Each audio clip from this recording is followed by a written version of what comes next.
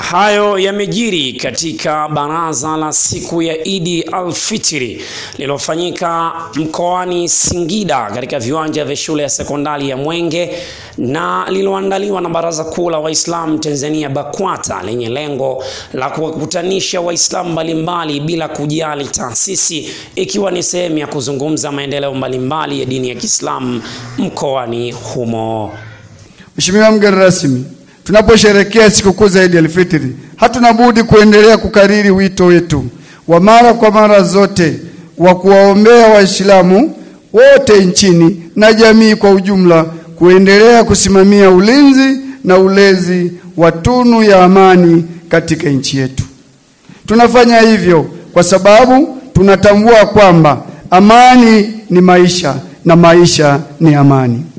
Sheikh wa mkoa wa Singida, Sheikh Isa Nasor, akachukua wasaa huo kuwaomba Waislamu na taasisi zao kuweza kudumisha umoja katika dini ya Kiislamu mbali na kuweka mitazamo yao ya kitaasisi. Wito wa Baraza Kuu la Waislamu wa Tanzania BAKWATA mkoa wa Singida unawahitaji Waislamu wote ndani ya mkoa wa Singida, wake kwa waume, vijana kwa wazee, walimu wa madrasa kwa wanafunzi, taasisi mbalimbali za dini zilizokuwemo ndani ya mkoa wa Singida. Tunahitaji umoja wa Waislamu.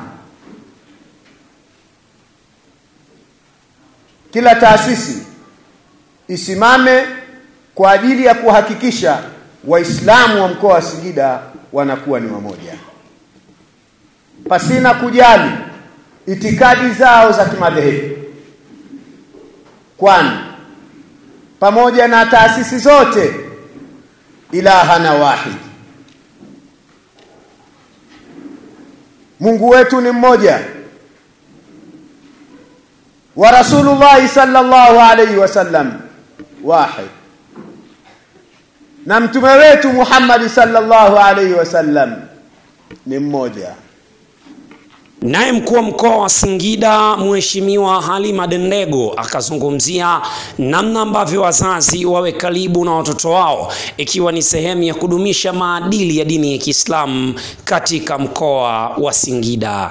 Naomba utulivu huu, usikivu huu, Mwenyezi Mungu akatujalie urudi kwenye familia zetu.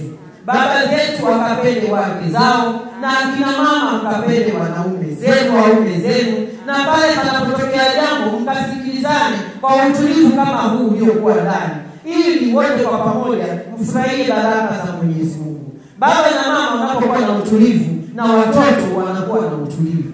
Baba na mama panapokuwa shida nyumbani, na watoto wanapata shida. Uongo kweli?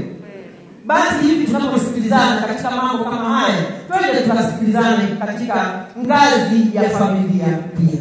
Kwa hiyo mimi naombea sana kupitia hii siku ya leo, Mwenyezi Mungu akaendelee kutupa utulivu, aendelee akatupe afya njema, aendelee akawaponya wagonjwa wetu, lakini aendelee kutuhifadhi tuione Ramadhani ijayo. Hivi kujenga hospitali kunahitaji taasisi? Hivi kujenga shule za Kiislamu kunahitaji taasisi? Na mambo mengine haya yanahitaji ujumla. Ramadhani imeondoka ila Mungu bado yupo. Zile sheria alizoziweka Allah tunatakiwa kuzifuate katika maisha yetu yote mpaka siku tutakapoondoka. Haitakiwi ufate sheria zile alizoziweka Allah mwezi wa Ramadhani tu. Kama taasisi ya JAI mkoa wa Singida tunamuunga Sheikh wa mkoa katika kila namna, lakini hasa tukianza kuzungumzia swala moja la ushirikiano, mshikamano, na sisi tumeonyesha kwa vitendo, kwa sababu jana wakati tunakwenda kugawa chakula kwa wagonjwa katika hospitali zetu mbili, hospitali ya Rufaa Mandewa pamoja na hospitali ya Manispaa, tulikuwa naye na yeye amekuwa akituunga mkono mara kwa mara. Tumejipanga kuhakikisha watu kuwa wamoja. Umoja huu ndio unayetupelekea kupata faida ya kuwa na hivi vyote tunavyovitarajia kuvipata. Ripoti kutokea hapa mkoani Singida, Fuadi Kasim, Watuta wa Mahasin TV.